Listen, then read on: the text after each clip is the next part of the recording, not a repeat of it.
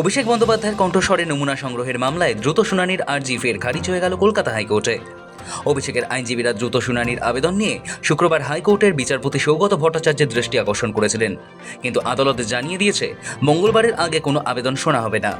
ওই দিন ফের আদালতের দৃষ্টি আকর্ষণ করতে হবে অভিষেককে। 2026-এর বিধানসভা নির্বাচনের প্রচারের এক জনসভায় ডিজে বাজানোর মন্তব্য ঘিরে বিতর্ক তুঙ্গে। ডিজে কাণ্ডে কণ্ঠস্বরে নমুনা সংগ্রহের প্রস্তুতি নিচ্ছিল সিআইডি। এর বিরুদ্ধে কলকাতা হাইকোর্টের দ্বারস্থ হয়েছিলেন ডায়মন্ড হারবারের সাংসদ অভিষেক বন্দ্যোপাধ্যায়। কি সেই বিতর্কিত ও উস্কানিমূলক মন্তব্য? সম্প্রতি শেষ হওয়া 26-এর বিধানসভা নির্বাচনের প্রচার চলাকালীন বিজেপির শীর্ষ নেতৃত্বকে নিশানা করতে গিয়ে বেশ কিছু বেলাগাম ও বিতর্কিত মন্তব্য শোনা গিয়েছিল তৃণমূল নেতা অভিষেক বন্দ্যোপাধ্যায়ের গলায়।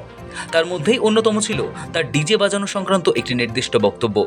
নির্বাচনী ভোট প্রচারে বেরিয়ে অভিষেক বলেছিলেন, 4 তারিখের পরে ডিজে বাজানো হবে, মমতা যতই উদার হোক 4 তারিখ জবাব হবে। আমি অমিত শাহকে বলবো 4 তারিখ বাংলায় থাকবেন, আপনি 4 তারিখ দেখা হবে। আপনি বাংলার মানুষকে বলছেন 23 তারিখ সব ঘরে ঢুকে থাকবে, বিজেপি আসার পর চুন চুনকে জেল মে ডালেঙ্গে। বিজেপির সাথে বেশি উদারতা দেখাতে নেই। আর আমাদের যারা মানুষের প্রতি অবিচার করেছে, মানুষকে অপমানিত করেছে, তাদের জন্য এবার রবীন্দ্রসঙ্গীত না, এবার 4 তারিখ ডিজে বাজবে। তৎকালীন বিরোধী অর্থাৎ বিজেপির দাবি ছিল এটি আদতে রাজনৈতিক কর্মীদের প্রচ্ছন্ন হুমকি।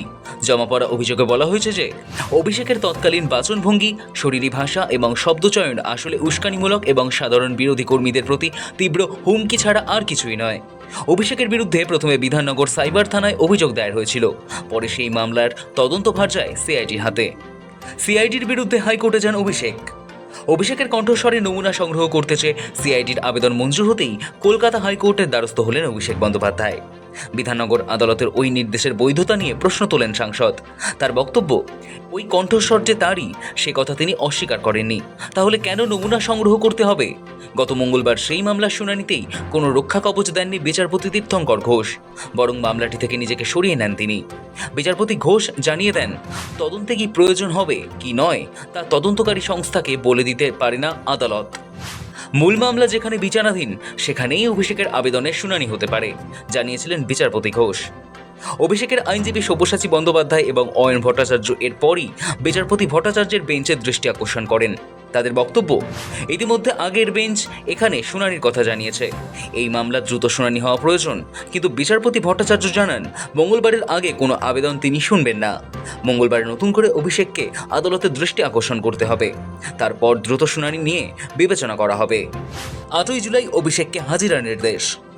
গত 30শে জুন অর্থাৎ মঙ্গলবারই বিধাননগর আদালতে কণ্ঠস্বরে নমুনা দিতে যাওয়ার কথা ছিল অভিষেক বন্দ্যোপাধ্যায়ের, কিন্তু তিনি আদালতে হাজির হননি। এরপর আগামী বুধবার 8ই জুলাই বিধাননগর আদালতে অভিষেককে হাজিরার নির্দেশ দেওয়া হয়েছে। সেখানেই ম্যাজিস্ট্রেট এবং ফরেন্সিক বিশেষজ্ঞদের উপস্থিতিতে তার কণ্ঠস্বরে নমুনা সংগ্রহ করার কথা সিআইডির। তার আগে মঙ্গলবার হাইকোর্টে এই মামলার শুনানি হতে পারে। সৌভিক সান্যালের রিপোর্ট, সময় কলকাতা।